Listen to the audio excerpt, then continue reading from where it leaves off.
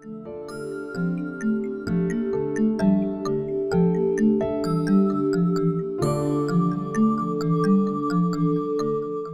is Sunday, March 29th, 2020, and you're tuned in to the Too Fast podcast, where the future farmers and agricultural specialists are serving you the weekly scoop on the world. I'm your host, Kendall, the Farm Plug, and today we're joined by Dr. Raymond Shange of Tuskegee University's College of Ag and Cooperative Extension. Dr. Shange earned his Bachelor's of Science in Biology in 2004 at Xavier University in Louisiana, a Master's in 2006 in Natural Philosophy at Howard University in Washington, D.C., and a PhD in Integrative Biosciences from Tuskegee University in 2011. How are you doing today, Dr. Shange? I'm good. Thank you. Thanks for asking. How are you doing? I'm well amidst the craziness of the world, but before we hop into that, I just want to get a brief kind of snapshot of the state of agriculture 3 months ago, right? So December 2019, January 2020, what was the state of agriculture? How was it looking? Well, I mean, probably looking how it has been for maybe the past century, with small farms declining and more and more of a corporate flavor to the agricultural industry. I would say that, as far as on land grant campuses, everybody's definitely looking to lead the way and feeding more people.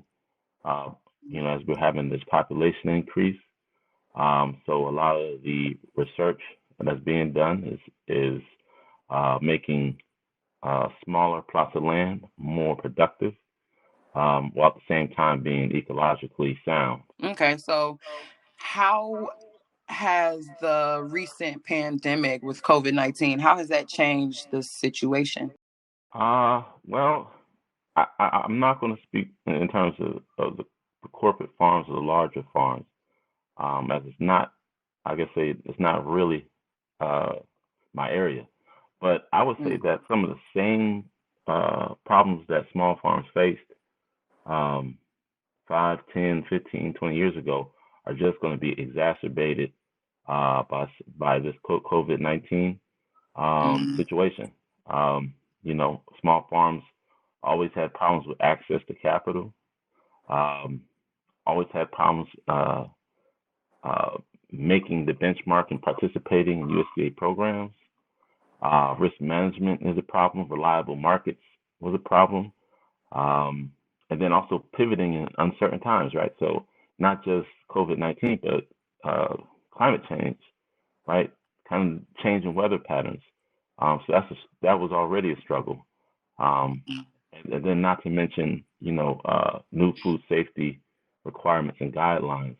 As this will probably bring a little bit more attention to food safety as well. With you being a major leader in cooperative extension, and with Tuskegee being such a leader in the cooperative extension program across the United States, how is Tuskegee University's cooperative extension adapting to these new changes? Well, first, I would like to humbly thank you for calling me a major leader. I don't see myself as that. See myself as a new participant in a very Mm. old industry. As stated, Tuskegee University Cooperative Extension is where it all began. Mother Tuskegee, Booker T. Washington, Thomas Monroe Campbell, and of course the great and illustrious George Washington Carver. So, those are some pretty big shoes to fill. But one of the things that we see, well, we saw before this happened, but this is actually going to force our hand a little bit more, is to work on our communication, right? Mm. There's amazing things that are being done, not just at Tuskegee University, but at a lot of our other 1890 institutions, which are historically Black land grants. Um, but what the success of extension hinges on our ability to take what's going on and take what those scholars and researchers are doing and actually effectively communicating it to the community. So as communication has become increasingly digital, and the speed of communication has increased as well, the future of extension lies in our ability to adapt to that new communication era. As people are going to be, as they are right now, at home, listening to podcasts, watching YouTube videos, reading articles on the net. So we need to meet people where they're at, instead of trying to make people meet us. So that's what I see in the future for extensions, specifically Tuskegee University Extension and 1890s Extension. How is Tuskegee using different technologies like drones or even different communications to enhance its element of service to the local community? Right, right. So that technology, to me, I've dabbled in it, even since I was in a PhD program, because it was always so interesting to me that being able to represent landscapes to people from a different perspective, whether it's from a drone, and you have a bird's eye view of your landscape, of your farm, or you're using geographic information systems with different sensors like remote sensing, and I can show you the intersection of certain um, issues or even positive aspects of your landscape. For instance, we've been able to create soil health maps, um, for farmers, right? That actually shows that the quick changes, um, that can either increase their soil health or actually be a threat to their soil health. And I wouldn't say in real time, but we can do it pretty quickly. Mm. We've also used remote sensing and GIS for looking at crop stress, right? There's certain sensors that we can use, and we can look in real time uh, at the crop stress across the landscape, right? So if I have a field full of greens, and I actually have an irrigation system, I can look and it's, let's say, I can look and see whether one of my let's say one of my zones, maybe the irrigation is not reaching it effectively. I can go in uh, to my remote sensing technology, NDVI to be particular, and see, you know, actually in real time that, oh, there's a problem in this part of my field. Let me go address this issue. It may be a plug in an irrigation system. There may be a hole, and the water may not be reaching the fullest extent of that zone. But in addition to that, we've also done studies in forestry as well, looking at forest management and ecological conditions. And this is all using geospatial technology as well as um, very state-of-the-art sensors that we can either get from a satellite or from a drone. That's amazing, and I'm sure especially in rural places that is super helpful. So what about in urban spaces? How does this research contribute to people who are in urban centers? Well, so in urban centers, this is definitely a new space for us, right? I wouldn't say new. Let's say that Tuskegee is starting to revisit the urban space, as there's been a lot of work done in the 1980s and prior, in some of the urban spaces in Alabama. But currently, what we're looking to do is we're looking to operate at the city level, assisting organizations, as well as committees and also the local government, with kind of assessing green space in the city, also assessing potential pollutants in the city. And all of this can be done using GIS and remote sensing to collect real time data and actually create some strategies on how to move forward. We've been talking about different innovations, whether it's with drones and understanding how this affects rural and urban spaces. And something else that I think is, relatively new and has been popping up over the past 2 to 3 years, especially with its recent legalization on the federal level, is industrial hemp. And so Tuskegee actually has some hemp research projects that we've been hearing floating around. But do you think that you could give us any details about what that research looks like and what it's supposed to be doing for the people? So I can give a little bit. Our expert on campus is Dr. Desmond Mortley, who's a horticulturalist and has been at this for decades. Is an excellent scientist. Um, what we're doing is we're doing pretty much some very preliminary trials, right? This plant has been understudied because of its classification over the past century or so. So very, very, very foundational research and trials need to happen.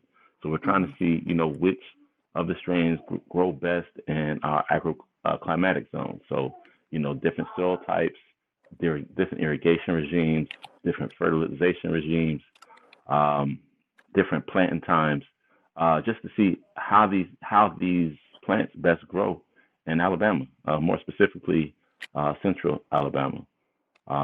Now, once we are able to see um, those best strains and those best management practices, then we can get into some more innovative research, such as looking at the rhizosphere and how to manipulate the rhizosphere to get increased growth, or looking at biotech enhancements, or even organic amendments to the soil that work best for this crop.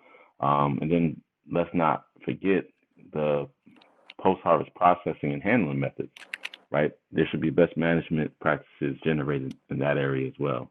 That is definitely specific for small farms, but also specific for our locality. I believe that, and I think Tuskegee is a living testament that no science and no research is ever just science and research on its own, right? And hemp is a perfect plant to show that, because it touches justice, social justice issues, it touches medical malpractice, taxation, and so many other political and policy things. So, what is one topic that hemp actually pulls you into that you weren't expecting it to kind of pull you into as you learn more about it? I think that it is a lot of intersection around this plant. It brings in different parts of uh, our society, and I don't think it's different from any other plant or crop or specialty crop in that way. Um, but because of the intense uh, or the intensity around it, um, you're really getting people to really look at some of these other aspects closely. So I'm saying that to say that one of the best ways to address a conflation of all these issues around agriculture, uh, to me, has been cooperatives, right? Mm. So actually seeing small farmers start to explore building cooperatives around the hemp industry, that's probably been the biggest, um, not, I wouldn't call it a surprise, but it's been a major deal, and being able to ask some of the questions of the people that participate and sit in on some of their meetings and kind of assess their strategies has been a blessing. And I think that if we do go forward in this industry, it's going to have to be in a united way. And cooperatives historically have always, not even just from Tuskegee University, but from really the just land grant system perspective, it's been a huge innovation in the way that Black and brown people have been able to do business and thrive socially. So we've touched on challenges like COVID-19, we've touched on innovations like drones and the possibilities of hemp. And so what do you see the role of HBCUs and land grants in the next 5, 10, maybe even 20 years? Like where do we fit in this in this equation? Yeah, that's a major question. But I think what I spoke to earlier in regards to communication, is going to have to play. We're going to play a major role. We're going to put seriously invest some dollars and some sweat into unifying our message, and then sending our message out, and then making sure that it hits its mark. You plan, you implement, then you assess, and then you reiterate again and again and again. And that's what we need to do around our messaging. So I just kind of want to take a step back from that and just say that I'm a proud three-time graduate of HBCUs, three of the more historical HBCUs in the country. But I'm saying that to say that um, we get a bad rap all the time, right? There's a lot of unfair criticism because we're small, because we don't have the type of resources that the larger institutions have. But I would dare to say that if you look for it, if you look closely and match us penny for penny, or put us up against any majority institution penny for penny, we get more out of 1 cent than any of those universities. So that's part of the message that's been lost. Another part is looking at our product, right? And I'm talking about the professionals that end up on the other side of that graduation stage, right? I mean, you have one of the things too. There's been an increasing number of young African Americans going to majority institutions, but then when you look at the professionals, engineers, professionals in the ag and environmental professions, majority of them still come from HBCUs, right? We have excellent engineering programs. We have excellent ag and environmental science programs. We have excellent nursing programs. So that message is being lost. And then also looking at the faculty that are at some of these universities, right? Three names come to mind, right? For me, just off the top: Hadia Nicole Green, Michael Curry, and Clayton Yates, right? You could do a quick Google search on any of the three of them. These are leaders in their fields, right? I mean, absolute superstars. All three of them have had at least a degree. If I'm not mistaken, I need to check, do my a little bit more history on Dr. Yates. But all three of them have had an HBCU degree. And do you know what else all of them have in common? Tuskegee University. So how is it that three superstars, giants in their field, come and work at an institution as historical Tuskegee University, and that's not part of our messaging and part of our recruitment tool for the next generation of scholars? We've got to get better at our messaging. Absolutely. We also have this new Urban Agriculture Innovation Center coming around. And so you didn't really even touch on that. So I just really want you to highlight more on the Peacock track and talk about what that really means for extension before we wrap up. The Urban Ag Center, that all started with a brotherly collaboration with the head of the department in architecture, Mr. Quasi Daniels. We actually go back. We've done some other projects together before. He invited me out with him and his students last spring break. They were doing an assessment of that part of the city for historical preservation. Peacock Track is a very historical area. It's home to Mount Zion AME Church, which was a huge participant in Selma Montgomery March. The march actually, the trail actually goes right by the Urban Ag Center, and not to mention the EJI lynching memorial is roughly 4 blocks away from there as well. So this area was a hotbed for the civil rights movement, and not just that. I mean, it was also home to some pretty interesting and pretty big people as well. Percy Julian's from that neighborhood. So, I mean, that was one of those rich African American communities. I mean, if you just think back, pre-civil rights, pre-integration, where everything that we needed was in our communities, right? So the laundress, your food stores, your hairdresser, everything you needed was within walking distance. So after the role that this community played in the civil rights movement, bam, here comes integration. Bam, here comes running I-65 and 85 right through the middle of that neighborhood, right? Completely broke it up and started its actual and literal degradation. So about so here we are about 50 years later, and there's interest in revitalizing that neighborhood as the director in the city of Montgomery of Economic and Community Development grew up in that neighborhood. So I actually met him on that historical preservation trip that I made down there with Tuskegee Architecture, and he's an avid gardener. So we just got into a conversation about ag and urban ag, and it was a really good conversation. And he just showed me some of the open areas within the neighborhood, and I told him I would get back to him. So that began to snowball as I brought some other people out there that I work with, some of the young, energetic folks, and asked them, is this something that we could do, right? And they said absolutely.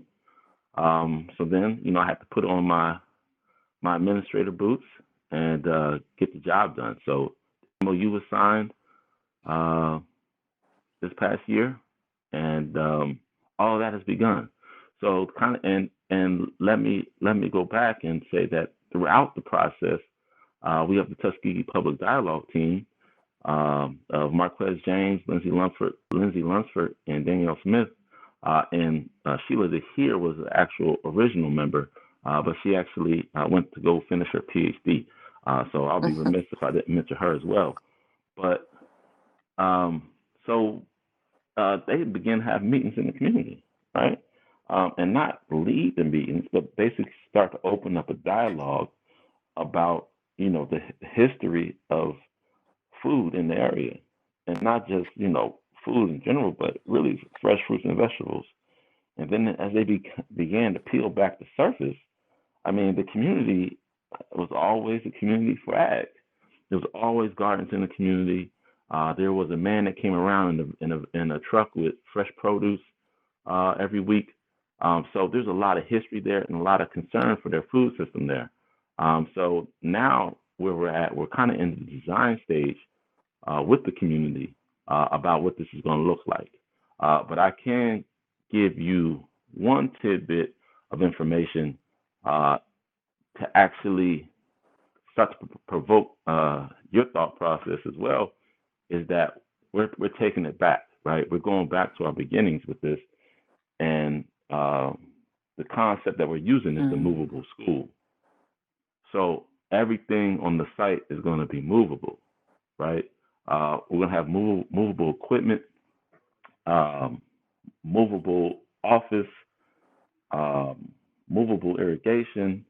That way, as there's other urban ag sites in the city, there's other communities who like to do agriculture. All we need to do is hitch all of our supplies and equipment and office and set up shop in another part of the city for a week or two to assist them in their operation. But that's going to be the home base, and we're going to always have it come back there. But we want everything movable, right? So you're talking about movable cooler storage, movable tool storage. So we really want to kind of take back our legacy, right? A lot of people like to use the legacy of Tuskegee, and they're on the news about it, and they talk about the movable school, and then they don't even reference Thomas Monroe Campbell or Booker T. Washington or George Washington Carver or Tuskegee at all. So we're going to try to take this thing back in a major way and do something big for not just the residents of Montgomery, but for the entire Black Belt of Alabama.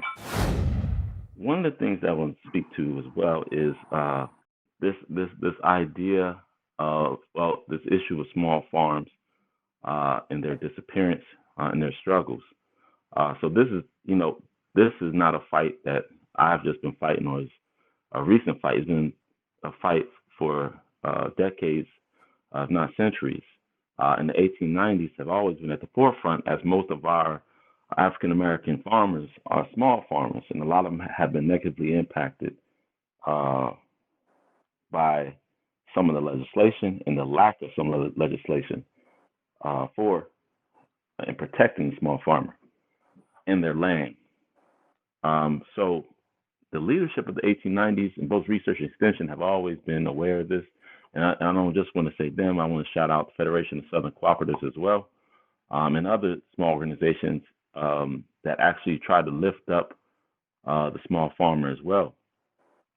But if you notice, there was provision in the last Farm Bill for 3 centers of excellence for the 1890 universities. And the Center of Excellence for Small Farms, Ranchers, and Landowners, or if you now its new name for Rural Prosperity, Farming Rural Prosperity, is hosted by Tuskegee University. Will be hosted by Tuskegee University. This is inclusive of all of the 1890 land grants. And under the leadership of Dr. Hill, but as well as leaders from all the other 1890s, this center has been put together to address the issues of the small farm at a regional scale, right? If you look, 1890s are in every state from Texas all the way up to Maryland. And then we even got Ohio on the map now with Central State. So you have all of those universities and the intellectual power and the prowess of our extension system as well. It's a powerful thing. So there's old timers that have been fighting for this their entire career, and finally they're seeing it manifest. And with their leadership, but then the energy of some of the younger faculty and administrators, there's no telling where we can go with this. So I'm excited about this. All the 1890s are excited that we have these. Not to mention, there are 2 other, and I apologize for not knowing their names, but one deals with international ag and development, and the other one deals with a pipeline for K through, I can't say K through 12, it's really K through 22 education. So non-traditional as well as curricular instruction for next generation of scholars. But those 3 centers are where we started, and to see this concept grow, and then to see what some new blood is going to bring to the table. Sky is the limit. The sky is the limit. Once again, though, we got to get our hands around this messaging, right? Because people know the centers are there because they saw it in the Farm Bill. But now as we start to get achievements, we got to get it out to the people so that people know what we're doing and they can know the excellence that's housed in these 1890 universities and institutions. But that's all I had to say. I had to plug the Centers of Excellence, man. It's an incredible feat for me to have seen it done, and then now to hopefully be a participant. It sounds amazing, and I think this is exactly what you said, the things that people have fought their entire careers for, and understanding the past and the role that land-grant universities have played in the development of all of these communities, and especially for Black and brown communities. Like you said, sky is the limit, and we're just at the beginning. So we're definitely going to have to call you back and have you back for another interview pretty soon, I'm sure, because of all of the things that are working and moving. So thank you so much for your time, your energy, and your dedication, Dr. Shange. The whole world appreciates it. And on behalf of us and the Too Fast podcast, we thank you for your time. Okay, well, real quick, let me shout out 2 1890 organizations, the Association of Extension Administrators, which are all the administrative heads of the 1890s for Extension. Excellent group of leaders, and definitely looking for their united effort with Association of Research Directors, which are the administrative heads for research at the 1890 institutions. Incredible leadership. They have a very diverse breadth of leadership in terms of age. So being one of the young participants, I'm looking really forward to those 2 organizations too, being at the forefront of the Centers of Excellence, as well as what we do in terms of communication for the 1890s. Much respect. Of course. No, I don't feel like I'm rushing you. I'm not trying to rush you or cut you off or anything. Like take all the time to acknowledge everybody that you can, because it's like I said, it's so much going on, and I'm sure, of course, you won't be able to shout everybody out, but This is like you said, speaking to cooperatives, it's a cooperative effort. And now we're reaching the national scale in the way that, people have only dreamed. So this is no small feat by any means. So this is just the beginning. This is just part one for you, I'm sure. Absolutely. Well, then I'm going to take a little bit more time to shout out the entire Keynes family, College of Agriculture, Environment, Nutrition Sciences. I did name some scientists earlier, and they weren't part of Keynes, even though we love them because they're part of Tuskegee, or were part of Tuskegee. But Keynes, I will say that we've got some top flight researchers. Our organics program led by Dr. Pomaku, leading an effort across the Southeast in terms of assisting organic producers. Absolutely great effort. Our biotechnology program, led by Dr. Marcelin Egnan, also has some very young, dynamic researchers as a part of that group. Dr. Gregory Bernard, Dr. C. Traore. I mean, we've got a lot coming, and also shout out the Integrated Public Policy and Development Program.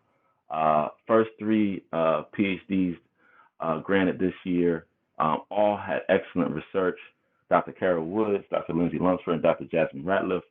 And then I'll be totally remiss if I didn't shout out the Integrative Biosciences Program, which I'm a product of, and under his leadership by Dolores Alexander, and also Dr. Zabawa, the leader for the Integrated Public Policy and Development Program.